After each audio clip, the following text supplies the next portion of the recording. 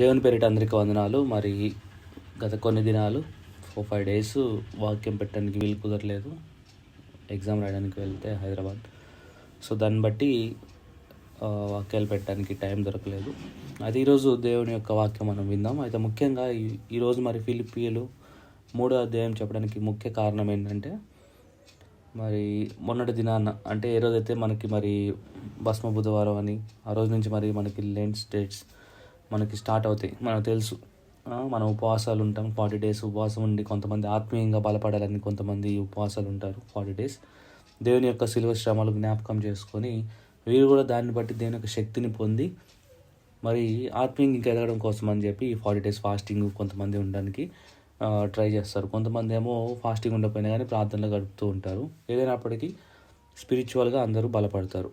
అయితే ఈ యొక్క వాక్యం ఈరోజు ఇది తీయడానికి కారణం ఏంటంటే, మరి మొన్నటి దినాన నేను మరి మా ఫ్రెండ్ దగ్గర ఉన్నాను, హైదరాబాద్లో రూమ్లో ఉన్నప్పుడు మరి సరే ఈరోజు నుంచి మరి ఫాస్టింగ్ కాబట్టి అని చెప్పేసి వాడు నేను కలిసి ఇంకా ప్రార్థన చేసుకుందామని చెప్పేసి ప్రార్థన చేసుకొని మరి ఏ వాక్యం మరి చదువుదామని చెప్పేసి దేవుడిని అడిగి, దేవా నువ్వే మరి ర్యాండమ్గా ఇవ్వమని ప్రార్థన చేసినప్పుడు ప్రార్థన చేసి మరి ఫోన్లోనే ఇలా ఒక బైబిల్ యాప్ ఓపెన్ చేసి మరి ర్యాండమ్గా పైకి కింద కానీ ఇలా కళ్ళు మూసుకొని ప్రెస్ చేసి మళ్ళీ కళ్ళు మూసుకొని ప్రెస్ చేస్తే ఈ ఫిలిప్పీలకు రాసిన పత్రిక 3వ అధ్యాయం వచ్చింది.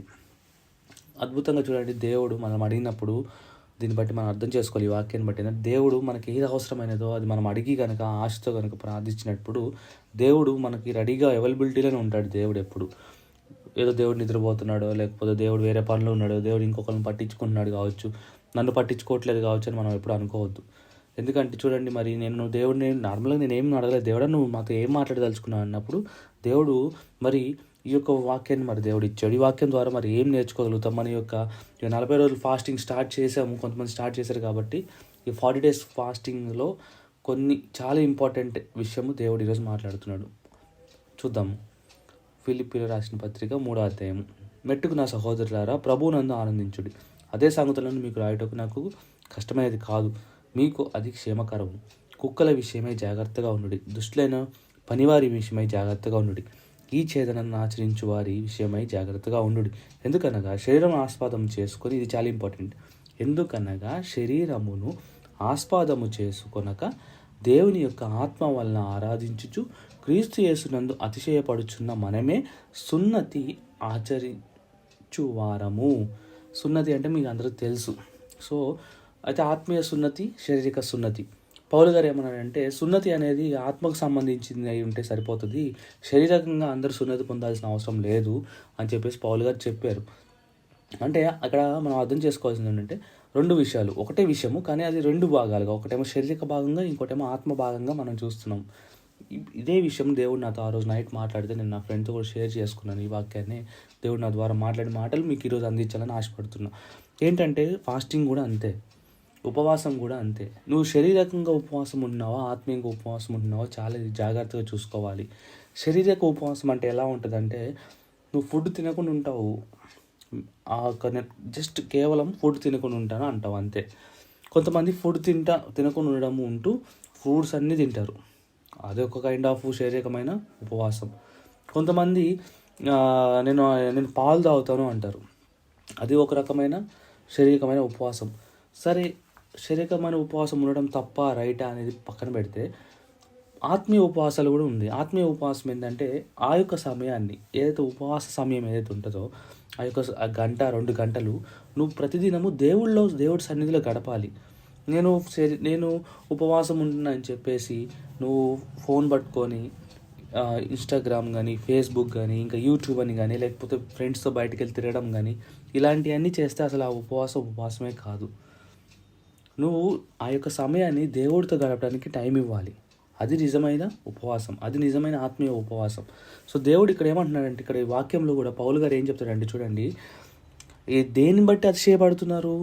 ఆత్మ సంబంధమైన సున్నతి. ఏంటి? శరీరమును ఆస్పాదము చేసుకోనక.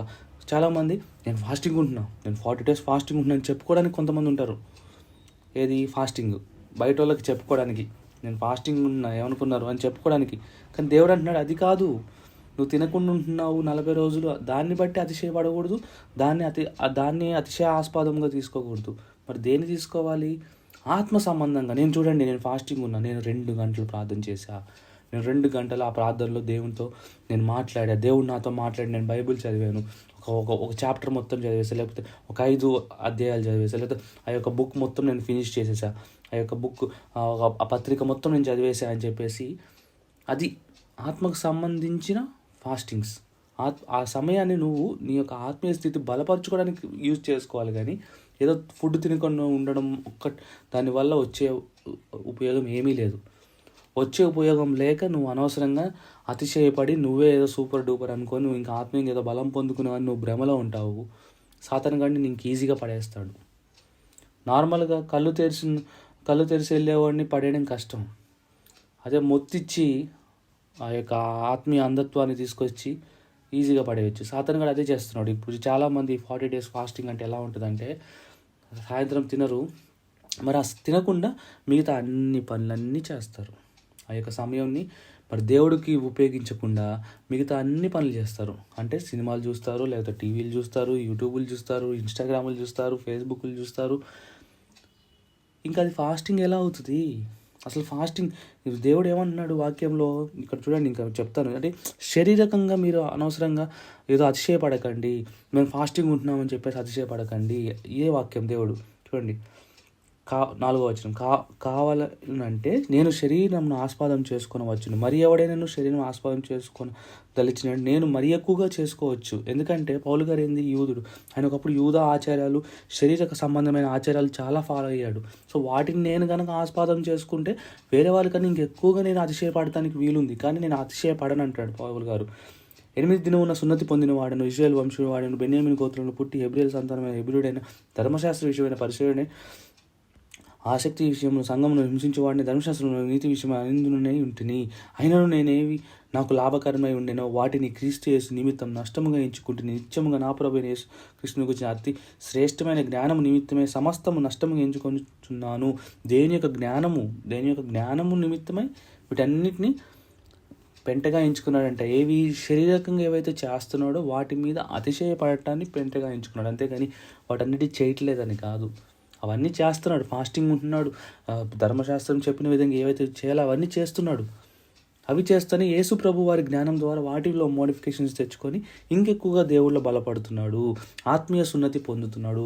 అలాగే మనం కూడా ఆత్మీయ ఫాస్టింగ్ అనేది మనలో రావాలి. శారీరక ఫాస్టింగ్ ఉంటే సరిపోదు, దానివల్ల ఉపయోగం లేదు, ఇంకా నష్టమే మనకు కలుగుతుంది అని దేవుడు ఈరోజు వాక్యం ద్వారా చెప్పదలుచుకున్నాడు. చూడండి, క్రీస్తును సంపాదించుకొని ధర్మశాస్త్రం మూలమైన నా నీతిని కాక క్రీస్తునందలి విశ్వాసం వలన నీతి అనగా విశ్వాసాన్ని బట్టి దేవుడు అనుగ్రహించిన నీతి గలవాడిని ఆయన యందు అగపడు నిమిత్తం ఏ విధము చేత ఆయన మృతుల నుండి నాకు పునరుద్ధరణం కలగాలని, ఆయన మరణం విషయంలో సమానము గలవాడిని, ఆయన పునరుద్ధరణ బలము ఎరుగు నిమిత్తము, ఆయన శ్రమలలో పాలివాడిన నెట్టితో ఎరుగు నిమిత్తము సమస్తమును నష్టపరుచుకొని వాటిని పెంటగా సమానంగా ఎంచుకున్నాడంట. పాతవన్నీ అంటే ఫాస్టింగ్ కేవలం ఫాస్టింగ్గా ఉండి తర్వాత ఆ యొక్క సమయాన్ని మొత్తం ఫేస్బుక్లు ఇచ్చుకోవడం, ఇన్స్టాగ్రామ్కి ఇచ్చుకోవడం, వీటితో వేరే ఎవరితో ఫోన్లో మాట్లాడటానికి ఇవ్వడము, ఇవన్నీ కాదు. ఇవన్నీ పెంటగా ఎంచుకోవాలి. ఆ సమయాన్ని దేవుడికి ఇవ్వాలి. ఆ ఫాస్టింగ్ సమయాన్ని దేవుడికి ఇవ్వాలి. కేవలం నేను ఫాస్టింగ్ ఉంటున్నానని చెప్పేసి అరగంట ప్రార్థన చేసి వదిలేసేది కాదు. ఈ యొక్క ఉపవాస దినాల నిజమైన ఉపవాసము, ఈ యొక్క ఉపవాస దినాల యొక్క లక్ష్యం. ఈ యొక్క ఉపవాస దినం ఎలా ఉండాలంటే రాత్రి 8కో 9కో నువ్వు ఆ ప్రార్థన అనేది మొదలేసుకోవాలి. 9 నుంచి రాత్రి 10, 11 దాకా నువ్వు ఇంకెవరితో నీకు సంబంధం లేదు. నీ రూమ్లోకి నువ్వు వెళ్ళిపోవాలి. నువ్వు దేవుడే ఉండాలి నీ రూమ్లో, అంతే. ఇంకా ఫేస్బుక్లు, వాట్సాప్లు, ఇన్స్టాగ్రామ్లు, వేరే వాళ్ళతో ఫోన్లు, మెసేజెస్లు అన్నీ క్యాన్సల్, ఇంకా బంద్. ఆ 2 hours నువ్వు దేవునితో గడపాలి. ఆ 2 hours నువ్వు దేవునితో మరి సహవాసం చేయాలి. అది నీ నిజమైన ఫాస్టింగ్. కేవలము ఆహారం తినకుండా ఏదో ఏమి ముట్టుకోకుండా, కొంతమంది నేను నీళ్ళు కూడా తాగనండి అంటారు. నీళ్ళు కూడా తాగవు, ఓకే, బాగానే ఉంది. మరి ఆ సమయాన్ని ఏం చేస్తున్నాను? నీళ్ళు తాగను కానీ వాట్సాప్ చూస్తాను, ఫేస్బుక్ చూస్తాను, యూట్యూబ్ చూస్తాను. దేవుని దగ్గరికి రాకుండా చేయాల్సిన అన్ని పనులు చేస్తే అది ఫాస్టింగ్ ఎలా అవుతుంది? అది ఫాస్టింగ్ కిందకే రాదు. కానీ దేవుడు అదే అంటున్నాడు, మీ యొక్క ఫాస్టింగ్స్లో నాకేమన్నా ఆనందం ఉందా అంటున్నాడు దేవుడు. మీ ఫాస్టింగ్స్లో నాకు ఆనందం లేదు, ఎందుకంటే మీరు కేవలము శారీరక సంబంధమైన ఫాస్టింగ్ చేస్తున్నారు, ఏదో మీకు కడుపు కాల్చుకుంటున్నారు అంతే. కానీ ఆత్మ సంబంధమైన ఫాస్టింగ్ రావట్లేదు. మీకు ఆత్మలో కావాల్సిన బలాన్ని మీరు పొందుకోలేకపోతున్నారు. హెబ్రీయులు రాసిన పత్రిక 6:4 చూద్దాం. 2 తిమోతి 3:5 చూద్దాం. 3:5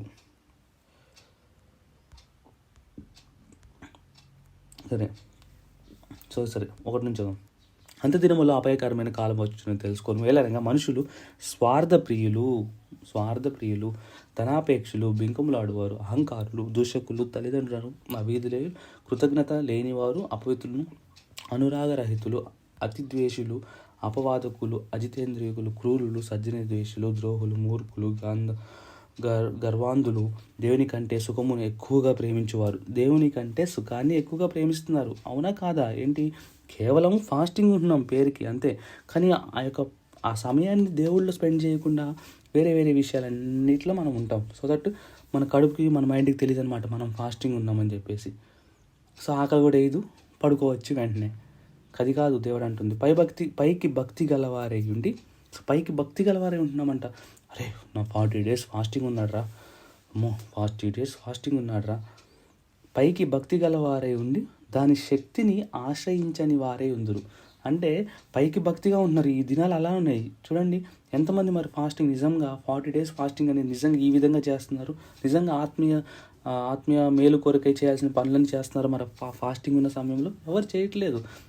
చాలా తక్కువ మంది ఉంటారు. ఈ ఫాస్టింగ్ ఉండే వాళ్ళలో you can take like 5 to 10% నిజమైన ఉపవాసం ఉంటారు. నిజంగా ఆ సమయాన్ని దేవుడికి ఇస్తారు. నిజంగా ఆ సమయాన్ని వాక్యం చదువుకొని, పాటలు పాడుకొని, ఆ సమయంలో ఇంకా దేవుడిని ప్రార్థించి, విషయాల కొరకు ప్రార్థించి దేవుడితో సహవాసం చేసే వాళ్ళు చాలా తక్కువ మంది ఉంటారు. మిగతా వాళ్ళందరూ బయట చెప్పుకోవడానికే, అరే మేము 40 days ఫాస్టింగ్ ఉన్నామని వేరే మతస్థులకి చెప్పుకోవడానికి, మేము 40 days ఫాస్టింగ్ ఉంటాం తెలుసా అని. అంతేనంటే నేను గొప్పోడిని అని చెప్పుకోవడానికి తప్పితే నిజంగా దాని యొక్క శక్తిని, ఆ యొక్క ఆత్మశక్తిని పొందుకోలేని వారు ఉంటున్నారు. అందుకే హెబ్రీలు 6:4 మనం కనుక చూస్తే, హెబ్రీలు 6:4 కనుక మనం చూస్తే,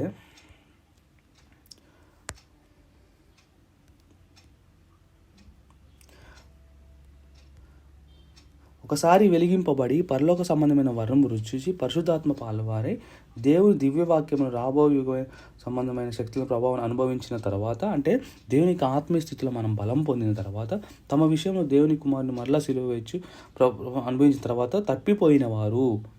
తప్పిపోతున్నావేమో జాగ్రత్తగా ఆలోచించుకో. ఒకప్పుడు ఫాస్టింగ్ అంటే మరి నువ్వు నిజంగా దేవుడికి ప్రార్థన చేసి ఇవన్నీ చేస్తున్న వాడివి. ఇప్పుడు ఫాస్టింగ్ అంటే ఏదో పేరుకి ఇంట్లో చెప్పుకోవడానికి, నేను 40 రోజులు ఫాస్టింగ్ ఉన్నా నేను మంచోడిని, బయట వాళ్ళకి చెప్పుకోవడానికి నేను 40 రోజులు ఫాస్టింగ్ ఉన్నా నేను మంచోడిని అని చెప్పుకోవడానికి చేస్తున్నావా? అలా కనుక చేస్తే కనుక చూడు జాగ్రత్త, మరి నువ్వు తప్పిపోయిన వాళ్ళలో ఉంటావు. దేవుని శక్తిని రుచి చూచి ఒకవేళ తప్పిపోతే మళ్ళీ తిరిగి కట్టబడతాం కష్టమని దేవుని వాక్యం చెప్తుంది. అప్పుడు ఏమవుతుందో, ఒకవేళ ఆ స్థితి వస్తే మత్తయి సువార్త 12లో చెప్పిన విధంగా ఒక వ్యక్తిలో నుంచి సాతాను వెళ్ళిపోయిన తర్వాత అంట, ఆ యొక్క వ్యక్తి మళ్ళా సాతాను కోసం ఆ యొక్క రూమ్ని ఖాళీ చేసి ఓపెన్గా ఉంచినట్లయితే, ఆ యొక్క సాతాను మరీ ఎక్కువ వేరే ఇంకా దెయ్యాలను తీసుకుని అన్ని దెయ్యాలు వచ్చి అన్ని ఇంకా పాడు చేస్తాయంట. వాటి కడపటి స్థితి మొదటి స్థితి కన్నా ఘోరంగా ఉంటుందని దేవుని వాక్యం మత్తయి సువార్త 12:44-45 చెప్తుంది.